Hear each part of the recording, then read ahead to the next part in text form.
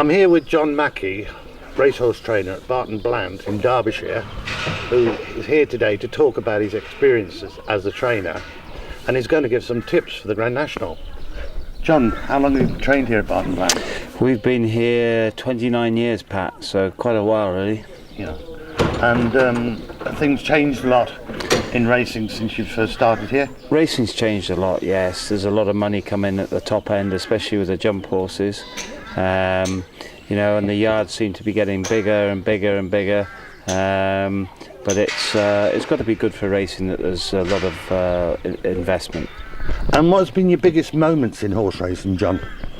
Well, I was lucky enough when I was riding to ride for the Queen Mother, which was great, albeit it didn't do very well, but it had a wind problem which I informed them of, and then it came out and won next time after they'd had an operation, so that was good. And by royal appointment? By royal appointment, yeah, not quite. She wasn't there, but it was at Perth, and it was a great honour to ride for her.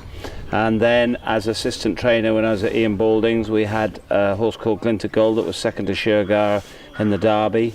And we were involved in some lovely horses there, Mrs. Penny, Diamond Shoal, so, you know, some top class flat horses. So these were really memorable days for you, John? No, absolutely, and it was a great grounding for starting off on our own. Now your stable's here, it's a bit of a family affair, John. Can you explain that a bit to me, please? Yeah, I mean, my wife and I, my wife rode in Point of Points and was a daughter of a trainer, and she's been involved from day one. And our kids had no option but to grow up and work in the yard while they were at home. Unfortunately, they've now both gone to work in London, so maybe that's an indication of what a bad boss I am. But no, basically, you know, it's all hands on deck, and it's the only way we could do the job to the standard that we do. Because it's almost, horse training is almost like a 24/7 job, isn't it? Of course it is, Pat. I mean, you know yourself, you've been there and done it, but you know, these horses need feeding every day of the year, morning, noon and night, and they need mucking out and brushing and looking after and exercising 6 out of 7 days a week, so we don't get too many days off. And winners don't always come easy for you.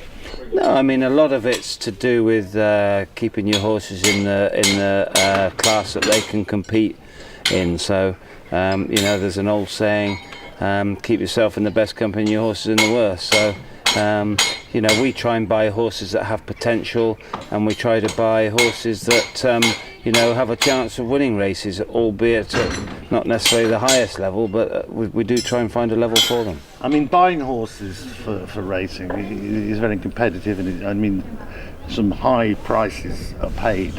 I mean, do you find that sort of, you know, even trying to compete with those sort of...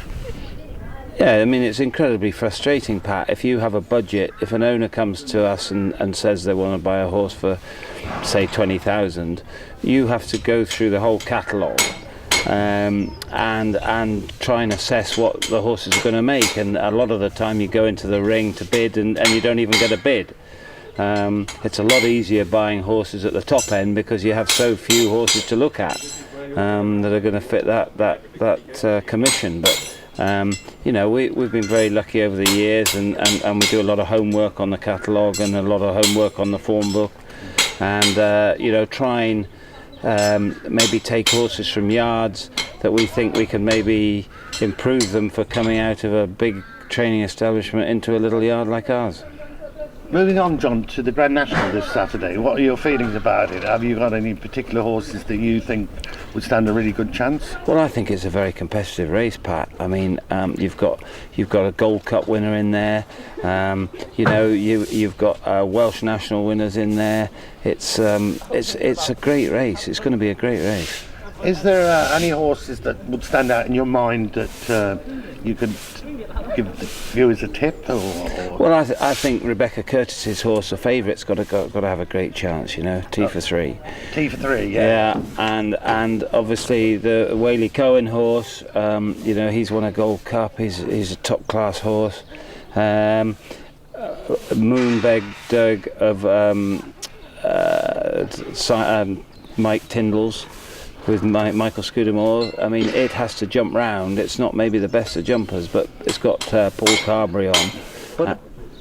But John, a lot of horses seem to be completing the course now since they've lowered the fences. What do you think of that? Yeah, I mean, look, they've tried to make it have less casualties, which is a great thing.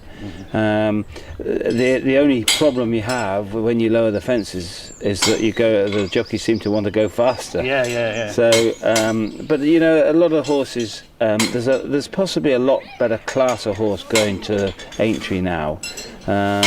Obviously, there's a massive prize pot, and you know, you're getting some very high-class horses, albeit maybe in the sunset years of their career, that are being aimed at the race. Yeah, and the racing authorities are trying to improve the track all the time. Well, they have done, and Aintree have been fantastic, you know, and they're very conscious of, you know, that you're on the worldwide stage, and they've done a fantastic job, I think. Yeah. So, last time, give us your main fancy for the National this Saturday. I think T for 3. That'd be a pretty short price, isn't it? Yeah, it's short price. It is short price. The horse of Hobbs's that let me just get my notes. Get my notes, Pat. Yeah. But the horse of Balthazar King that won the cross country race at Cheltenham. It may have a good chance at a big prize. Yeah, and he'd be a good jumper. Should be a good jumper, yeah. But they've always said you shouldn't look past class, so you've got to bring long run into the equation. And the boy Whaley Cohen, Sam Whaley Cohen, has a great record around there. And he's won a national, hasn't he? Yeah, well, he's certainly been bang there every time. So you know, and seems to get horses jumping well around there. And albeit long run can put in the odd mistake, I think there was a picture sent to me on the internet the other day of him jumping, being schooled over national tight fences in Lambourne, and he was jumping super. So yeah. But it's a great race to look forward to, Pat. Exactly, and it's fingers crossed for anybody that has a bet. Absolutely. Thanks, John. That's brilliant. Thank you very much. Thank you.